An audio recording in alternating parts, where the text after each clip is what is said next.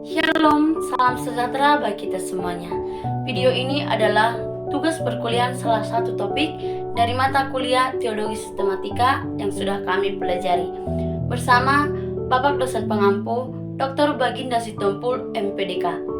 Untuk itu, saya yang bernama Pauline Hutajulu, NIM 250101018, Prodi Pendidikan Agama Kristen, mahasiswa IAKN Tarutung, yang akan mempresentasikan topik tentang Kristologi. Adapun poin-poin yang akan kita bahas dalam materi Kristologi ini ialah yang pertama, siapakah Yesus Kristus?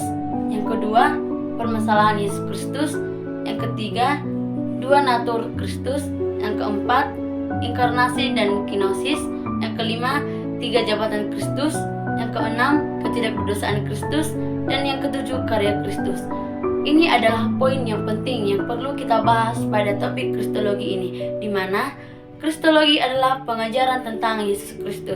Di sini saya akan menjelaskan Kristologi, yaitu pengajaran tentang Yesus Kristus, di mana pengertian Kristologi adalah cabang teologi sistematika yang mempelajari pribadi dan karya Yesus Kristus.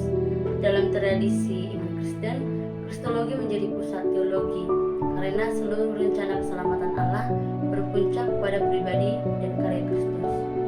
Pertanyaan yang paling mendasar dalam Kristologi adalah pertanyaan yang diajukan Yesus sendiri. Tetapi, apa katamu? Siapakah aku ini? Atau terdapat dalam Matius 16 ayat 15. Jawaban terhadap pertanyaan ini menentukan pemahaman seseorang tentang keselamatan, gereja, dan hubungan manusia dengan Allah.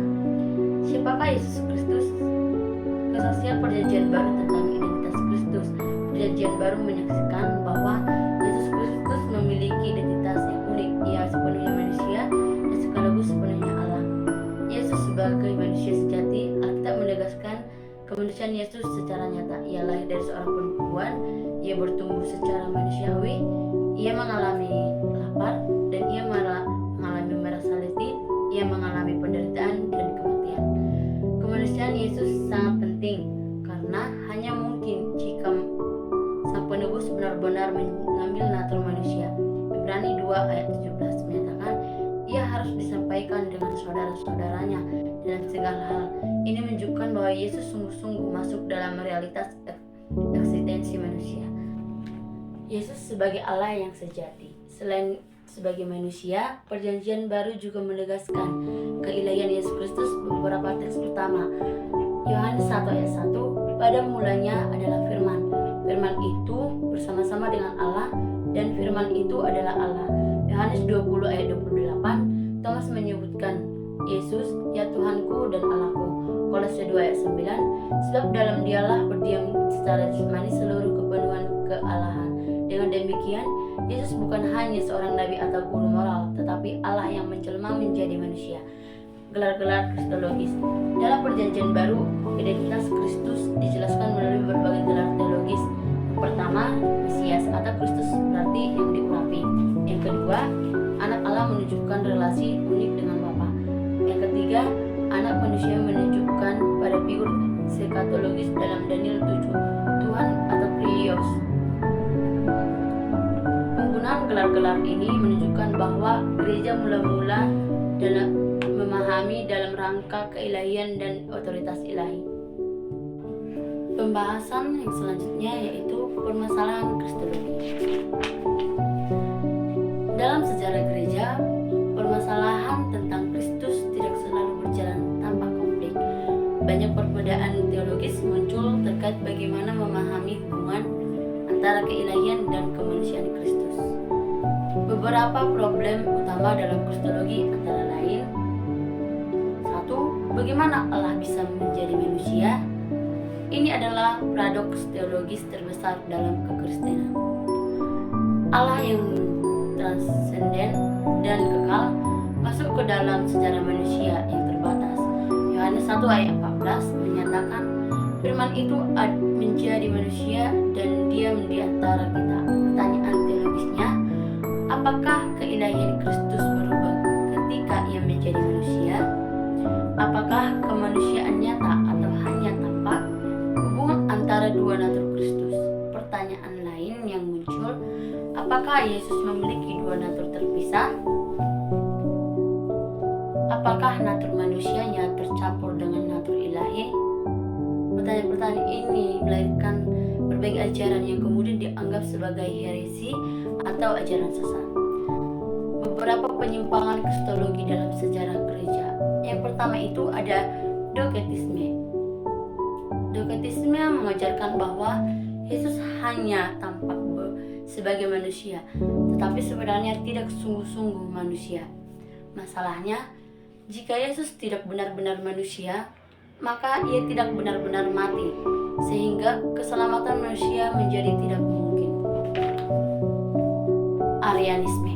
Ajaran ini menyatakan bahwa Yesus bukan Allah sejati, melainkan makhluk ciptaan yang tertinggi. Pandangan ini ditolak oleh gereja dalam Konsili Nisea atau 325 Masehi. Nestorisme. Ajaran ini memisahkan dua natur Kristus secara ekstrim sehingga tampak seperti ada dua pribadi dalam Yesus. Monofisitisme. Pandangan ini mengajarkan bahwa Kristus hanya memiliki satu natur, yaitu natur ilahi. Sebagai respon terhadap perdebatan tersebut, gereja merumuskan doktrin resmi dalam Konsili Chalcedon 451 Masehi. Dua natur Kristus. Doktrin dua natur Kristus dikenal sebagai hypostatic union atau persatuan hipostatik. Rumusan Chalcedon menyatakan bahwa Kristus adalah satu pribadi dengan dua natur, ilahi dan manusia, tanpa pencampuran, tanpa perubahan, tanpa pembagian, dan tanpa pemisahan. Yang pertama, natur ilahi Kristus. Natur ilahi Kristus berarti Kristus memiliki seluruh atribut Allah yang memiliki kekekalan, Yohanes 8 ayat 58. Kemanusiaan, Matius 28 ayat 18. Kemahatauan, Yohanes 2 ayat 25. Kemahadiran, Matius 18 ayat 20. Ini menegaskan bahwa Kristus benar-benar Allah. Yesus memiliki dua natur manusia yang nyata, tubuh manusia, jiwa manusia, emosi manusia, kehendak manusia. Contohnya, Yesus menangis terdapat dalam Yohanes 11 ayat 35. Bahwa kemanusiaan ini penting karena hanya manusia yang dapat menggantikan manusia dalam karya penebusan. Persatuan dua natur. Dua natur ini bersatu dalam satu pribadi Yesus Kristus. Bukan dua pribadi, bukan campuran natur, tetapi dua natur dalam satu pribadi. One person, two natures. Persatuan ini memungkinkan Kristus menjadi mediator antara Allah dan manusia. Terdapat dalam 1 Timotius 2 ayat 5. Inkarnasi dan kenosis. Doktrin inkarnasi.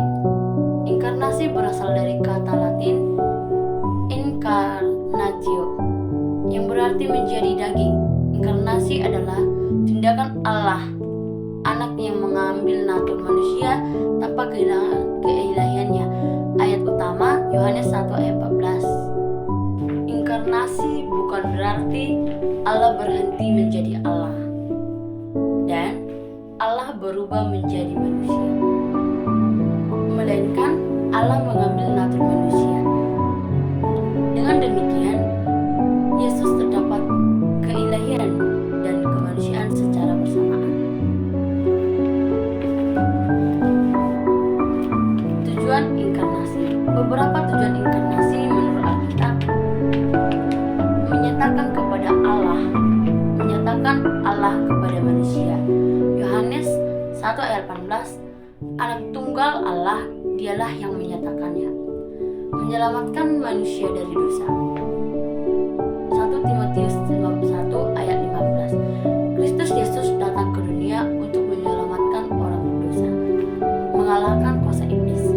Terdapat dalam Ibrani 2 ayat 14, supaya oleh kematiannya ia memusnahkan dia yang berkuasa atas maut, menjadi iman yang besar berempati.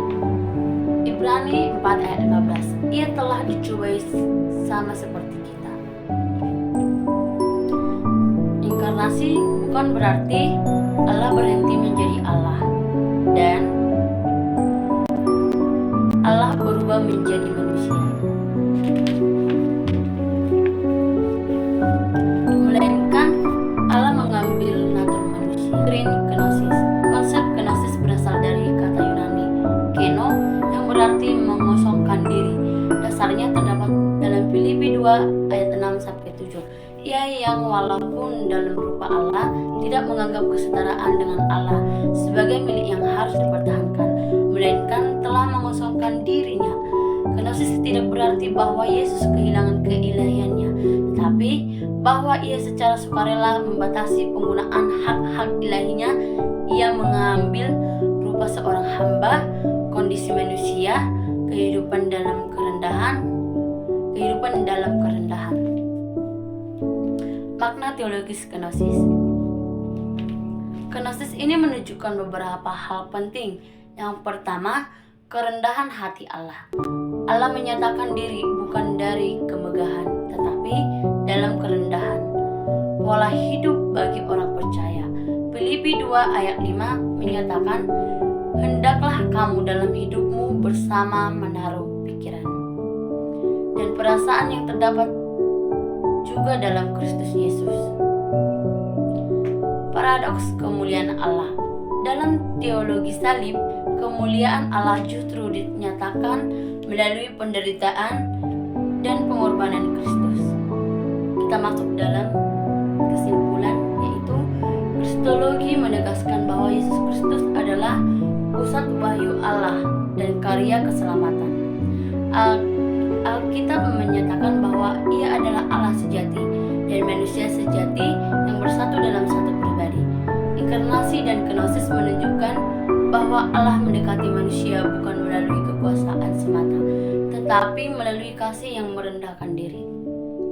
Dengan demikian, Kristologi bukan sekedar doktrin teologis, tetapi dasar iman Kristen yang menentukan pemahaman tentang yang pertama, keselamatan, yang kedua, gereja, yang ketiga, kehidupan Kristen. Sebagaimana ditegaskan oleh Rasul Paulus, karena dalam dialah tersembunyi segala harta, hikmat, dan pengetahuan. Itu terdapat dalam Kolose 2 ayat 3. Selanjutnya, 3 jabatan Kristus atau munus triplex. Dalam teologi sistematika, karya Kristus sering dipahami melalui konsep 3 jabatan Kristus yang dikenal sebagai munus triplex atau threefold office: nabi, imam, dan raja. Konsep ini berakar pada struktur kepemimpinan religius dalam Perjanjian Lama, di mana Allah memimpin umatnya melalui 3 fungsi utama: nabi yang menyampaikan firman, imam yang menjadi perantara antara Allah dan manusia, serta raja yang memerintah umat Allah. Dalam Perjanjian Baru, ketiga fungsi tersebut mencapai kepenuhan dalam pribadi Yesus Kristus. Ia bukan sekadar menjalankan salah satu jabatan tersebut, tetapi menggenapi ketiga kesempurnaan. Yang pertama, Kristus sebagai nabi. Dalam Perjanjian Lama, nabi adalah orang yang dipanggil Allah untuk menyampaikan firman-Nya kepada umat. Nabi berfungsi sebagai mediator wahyu, yaitu menyatakan kehendak Allah kepada manusia. Dasar Alkitabiah Ulangan 18 ayat 1 menyatakan tentang nabi yang akan datang. Seorang nabi dari tengah-tengahmu seperti aku akan dibangkitkan bagimu oleh Tuhan Allahmu. Perjanjian Baru memahami nubuat ini sebagai referensi kepada Kristus, atau bisa kita baca dalam Kisah Para Rasul 3 ayat 22. Yesus menjalankan fungsi kerabiannya dengan memberitahukan kerajaan Allah, terdapat dalam Markus 1 ayat 14-15, mengajar dengan otoritas ilahi, atau Matius 7 ayat 29, menyatakan kebenaran Allah, atau Yohanes 8. Kita dapat membaca dalam Yohanes 1 ayat 18, ditegaskan bahwa Yesus adalah pernyataan Allah yang sempurna. Tidak seorang pun yang pernah melihat Allah, tetapi anak tunggal Allah, dialah yang menyatakannya. Dengan demikian, Kristus tidak hanya membawa wahyu, tetapi ia sendiri adalah wahyu Allah yang hidup. Selanjutnya, Kristus sebagai imam. Dalam sistem ibadah Israel, imam berfungsi sebagai perantara antara Allah dan manusia, khususnya dalam hal pengorbanan dosa. Kitab Ibrani memberikan penjelasan paling komprehensif mengenai jabatan imam Kristus. Kristus sebagai imam besar. Ibrani 4 ayat 14 menyatakan, kita mempunyai imam besar agung, yaitu Yesus, anak Allah. Sebagai imam besar, Kristus memiliki dua fungsi utama. Yang pertama, persembahan korban bagi dosa. Yang kedua, menjadi perantara bagi umat manusia. Namun, terdapat perbedaan mendasar antara iman Perjanjian Lama dan Kristus. Imam Perjanjian Lama mempersembahkan korban hewan, sedangkan Kristus mempersembahkan dirinya sendiri sebagai korban yang sempurna. Ibrani 9 ayat 26 menyatakan, ia telah menyatakan dirinya satu kali saja untuk selama-lamanya, untuk menghapuskan dosa oleh korbannya. Dengan demikian, karya iman Kristus bersifat final dan sempurna. Berikutnya, Kristus sebagai Raja. Jabatan Raja dalam Perjanjian Lama berkaitan dengan pemerintahan oleh atas umatnya. Raja ideal dalam tradisi Israel diharapkan berasal dari keturunan Daud. Perjanjian Lama menubuatkan datangnya seorang raja mesianik yang akan memerintah selamanya. Contoh dalam 2 Samuel 7 ayat 13 menyatakan bahwa tahta keturunan Daud akan ditegaskan untuk selama-lamanya. Perjanjian baru melihat penggenapan nubuat ini dalam imam Yesus Kristus.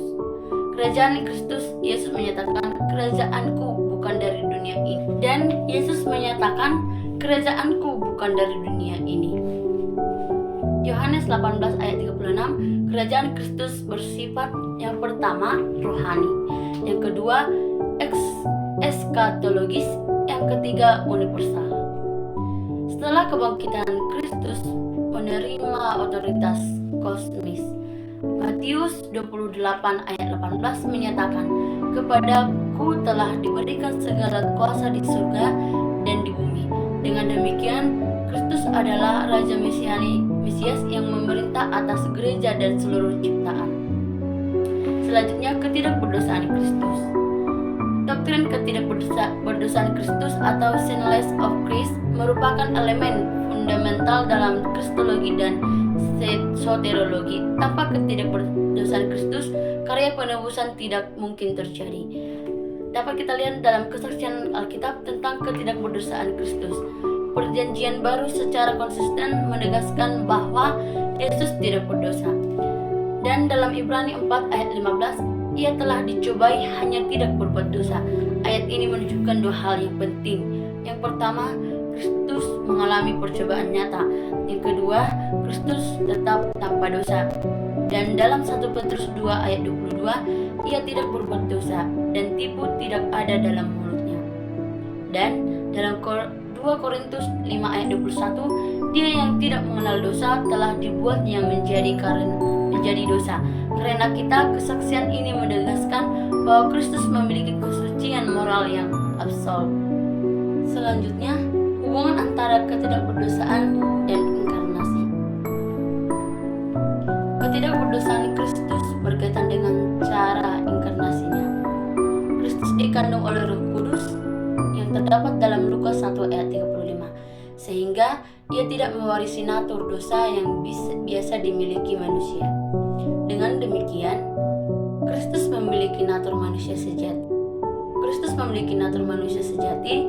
Tetapi tanpa natur dosa. Implikasi soteriologis. Ketidakberdosaan Kristus sangat penting bagi doktrin penebusan. Hanya korban yang tanpa cacat yang dapat diterima oleh Allah. Konsep ini telah digambarkan dalam sistem korban Perjanjian Lama. Kristus disebut sebagai anak domba Allah yang menghapus dosa di dunia. Atau Yohanes 1 ayat 29. Karena Kristus tanpa dosa, ia dapat menjadi pengganti manusia berdosa. Selanjutnya, karya Kristus. Dalam teologi sistematika, karya Kristus biasanya dipahami dalam rangka soteriologi, yaitu karya penyelamatan Allah melalui Kristus. Karya Kristus dapat dilihat dalam beberapa tahap utama, yaitu kehidupan Kristus. Kehidupan Kristus hanya persiapan bagi penyaliban, tetapi bagi integral dan dari karya penebusan selama hidupnya Kristus. Ketaatan Kristus sering disebut sebagai ketaatan aktif. Kematian Kristus juga disebut salib, merupakan pusat karya keselamatan. Perjanjian Baru menafsirkan kematian Kristus melalui beberapa konsep teologis. Pergantian Kristus mati menggantikan manusia berdosa. Dalam Yesaya 53 ayat 5 menyatakan, Dia tertikam oleh karena pemberontakan kita. Penebusan menunjuk pada pembebasan manusia dari kuasa dosa melalui pembayaran harga. Markus 10 ayat 45 menyatakan, Anak manusia datang untuk memberikan nyawanya menjadi tebusan bagi orang. Selanjutnya pendamaian. Melalui salib, hubungan antara Allah dan manusia dipulihkan. Dalam Roma 5 ayat 10 menyatakan bahwa manusia diperdamaikan dengan Allah melalui kematian Kristus. Selanjutnya perdamaian dosa. Kematian Kristus memuaskan keadilan Allah terhadap dosa. Dalam Roma 3 ayat 25 menyatakan bahwa Kristus menjadi korban perdamaian. Selanjutnya kebangkitan Kristus. Kebangkitan merupakan konfirmasi ilahi terhadap karya Kristus. Tanpa kebangkitan, kematian, Kristus tidak memiliki makna penyelamatan. Dalam 1 Korintus 15 ayat 1 sampai dan 7 menyatakan, jika Kristus tidak dibangkitkan, maka sia-sialah iman kamu. Kebangkitan menunjukkan bahwa kemenangan atas dosa, kemenangan awal ciptaan baru, dan selanjutnya kenaikan Kristus. Setelah kebangkitan, Kristus naik ke surga dan dimuliakan. Efesus 1 ayat 20 sampai 21 mengabarkan bahwa Kristus sekarang duduk di sebelah kanan Allah. Dan kenaikan ini juga menunjukkan bahwa pemuliaan Kristus, pemerintahan Kristus atas gereja, pelayanan Kristus saat ini. Dan di sini juga Kristus tidak berhenti bekerja setelah kenaikannya. Ia terus menjalankan pelayanannya sebagai imam besar yang menjadi pengantara dalam Ibrani 7 ayat 25, kepala gereja dalam Efesus 1 ayat 22, dan raja atas segala ciptaan. Kedatangan Yesus Kristus yang kedua. Karya Kristus akan tercapai kepenuhannya dalam parousia atau kedatangan kembali. Pada saat itu, Kristus akan menghakimi dunia dan kerajaan Allah akan dinyatakan secara penuh dan penebusan ciptaan akan disempurnakan. Kita dapat simpulkan atau kesimpulan teologisnya, kristologi menunjukkan bahwa karya keselamatan Allah mencapai puncaknya dalam pribadi dan karya Kristus sebagai yang pertama, Nabi. Kristus menyatakan Allah kepada manusia dan juga imam. Kristus mempersembahkan dirinya sebagai korban berdosa dan sebagai raja. Kristus memerintah atas umat Allah dan seluruh ciptaan. Ketidakberdosaan Kristus menjadikannya korban yang sempurna, sedangkan karyanya dalam kehidupan, kematian, kebangkitan, dan kenaikannya membuka jalan keselamatan bagi umat manusia. Dengan demikian, kristologi bukan hanya doktrin teologis, tetapi fondasi bagi pemahaman tentang keselamatan, gereja, dan pengharapan ekskatologis umat Kristus. Demikianlah penjelasan saya terhadap topik kristologi. Semoga bermanfaat bagi kita dan dapat memahami kristologi secara alkitabiah dengan baik dan benar. Jika ada tutur kata ataupun penjelasan saya yang kurang jelas dan tepat, saya pribadi memohon maaf. Terima kasih.